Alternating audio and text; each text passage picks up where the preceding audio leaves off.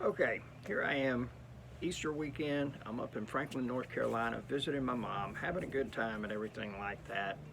Kind of some footage on the way up here and whatnot.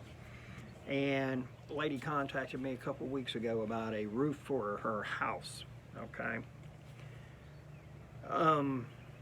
She's on up in age. I think she's about 67, 68, somewhere in there. And the problem is the house is paid for. But guess what? I am up here in North Carolina visiting my mom for Easter. This is what it looks like on the way up to her church. This is just absolutely incredible area to be. Just absolutely gorgeous. Oh, these mountains are something else.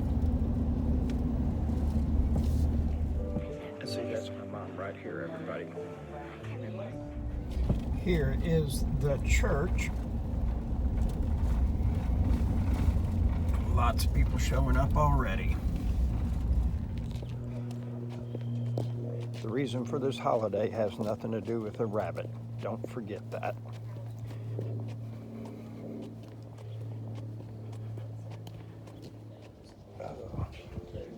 And this is the view off the front steps of the church.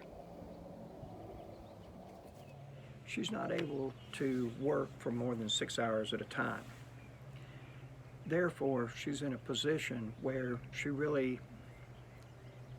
her opportunities for making money are limited, okay? I don't know what the circumstance from the time she entered the workforce till now, okay? But there's been about probably, I'd guess, 40 years. And the thing about it is that she is in a house that she can't afford.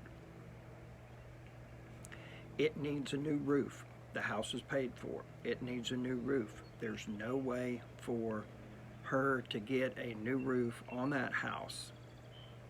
Maybe, okay, you might be able to find somebody that'll write a loan for it for, 10, 15% short term, but she can't work. She's not in a position she can pay that loan back. And the thing is that it's not like she's going to be able to go to work and make $25 or $30 an hour. If anything, she's going to go to work and make $15 an hour. And she can't stand on her feet for more than 6 hours at a time. So now she's in a situation with this house that something has to be done.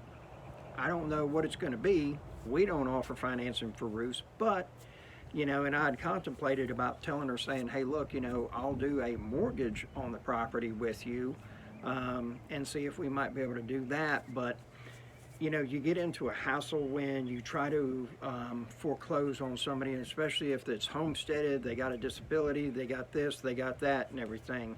And it would almost be a situation where I would need to get the house in my name and then do what we call a contract for deed with her. That might be a possibility, but we'll just have to explore that down the road. So then the problem is that she asked me today, she says, hey, I just wanted to ask you a question. You got rental properties and everything like that. I got a roommate that wants to have a mold inspection done here at the house and said that we're going to need to have access to your bedroom. Now, I was texting and I didn't pay it any mind. I just went to bed, And I said, well, she didn't tell me up front that it was a roommate. I just said, do you have rental property? And so then she comes to me and says, well, as soon as I get a job, I'm going to evict this guy. And unfortunately, she has to live in this situation with this person because she's not really able to support herself. My whole intent on doing this video for all of you and to remind myself is that we never know when our circumstance is going to change. And we might not have the opportunity to start that side hustle, to start investing, to start doing this, to get the ball rolling, so to speak. I know a guy, he got a dump trailer, did well with it, dump trailers, okay? He was looking at buying a piece of property. Things happen, his mom's going for cancer treatment, she's got to stop because the insurance falls short, and so he had to take the money that he was going to buy the real estate with to pay for his mom's chemo. I'd do it every day of the week, okay? I'd tell you, go and pay it. You never know when that life situation is going to occur, okay?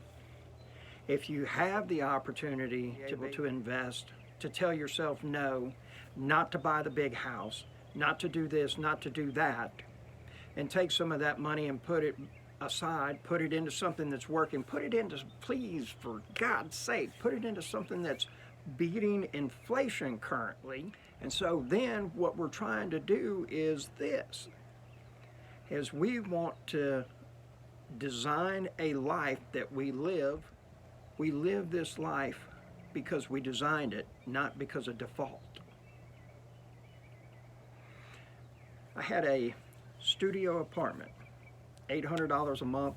It's like one big room. It's got a full sink, stove, refrigerator, stand-up shower, commode, vanity. I had this lady call me and she was like, "Will you take $600 a month for it?" And I was like, "No, ma'am, I won't." And she was like, "Well, please, you know, I only get $800 a month from Social Security and everything like that. You know, can't you do that?" And I was like, "No, ma'am, I'm not able to." I said, "Utilities are included and everything. You don't have to pay any bills out of your pocket except for one, and that's the rent on the first of the month." So then this lady calls me again and she's like, "Well, would you take $700? And I'm like, "No, ma'am, I won't take $700. We have to get $800 a month for it and everything." "Well, why is it so high?" And I said, "Well, currently the President of the United States is giving people a lot of money to stay on the couch.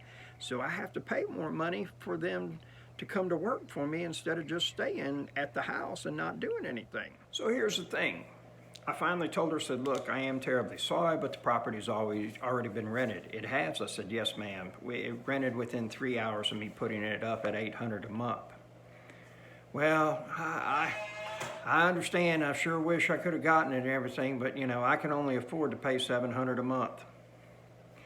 Reason about this video is that the golden rule, and in case you're familiar with it, the golden rule is the one with the gold makes the rules. I'm not trying to be a dick, not trying to be a jerk, but the simple fact is, as long as somebody has something that you need or want, they make the rules. As long as you're somebody that rents a property and you're not a homeowner, guess what? Somebody makes the rules. Now, here's the thing though. You become a homeowner, guess what? You don't make the rules just because you own the place, all right? The thing is that, like in the state of Florida, what's happening with us now is that all the insurance companies, most of them are pulled out, okay? We got a selection of about 3, maybe 4 that you can get homeowners insurance from, okay? Now the thing is that if you have a wind mitigation inspection, you get your hurricane clips, new plumbing, new roof, new all that and everything, your policy is probably about 40% cheaper, okay? But it might cost you 20 grand to get that. So then the difference between the $2,800 policy and the $4,500 policy is that you're not having to spend 20 grand. How many people do you think are in this country that actually have $20,000 that they can go and spend on something like that? Not too many. I don't remember the last stat that I saw, but it's probably around 80% of Americans do not have more than $5,000 that they can put their hands on within 30 minutes. That's absolutely atrocious, bad. In my opinion, if you're 50 years old and you can't put your hands on $25,000 within about 30 minutes, there was something wrong. Now, before you get on to me, I understand life happens, things happen.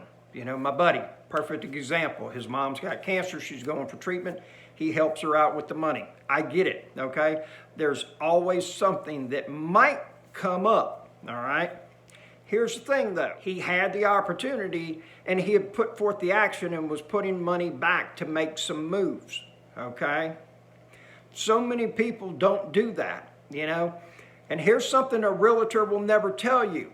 Well, yes, your house payment's going to be $879. That's principal, interest, taxes, and homeowner's insurance. Everything's escrowed into one. That's going to be your payment. Oh, but wait. You need to put $10 a month away towards a new water heater because it's going to go bad in about 10 years. But wait, there's more. ShamWow. You're going to have to put $125, $150 a month away towards a new roof because it's going to go bad soon. So the thing is that there's a lot of expenses there, and the whole thing is that people don't get their money right. And then they're in a bad situation. And like this lady that needs a roof on the house, she will probably can't afford to move anywhere else, and she can't afford to keep her house up. What do you do when you're in a situation like that? That's a great question. More than likely, the thing that she'll end up doing is selling the house at a heavy discount to somebody, and then try to find something that she can buy for $40,000, $50,000, a small park model mobile home, and put it on a piece of land. And then she's going to have to outrun the utilities and the property tax on something of that nature, okay? This is what you have to look forward to if you don't take care of your money. I don't make what I have to play by them, okay? Just the same as I got a rental property.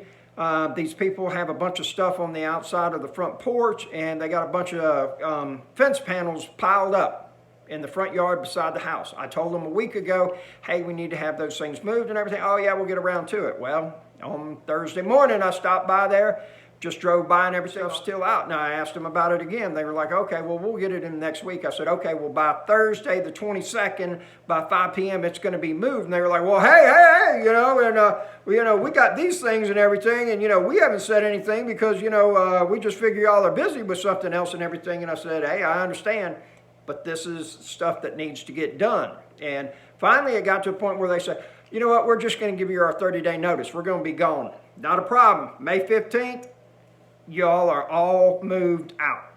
Gone. Okay? Hey, if you don't want to have to clean your yard up, become a homeowner. Go buy your own house.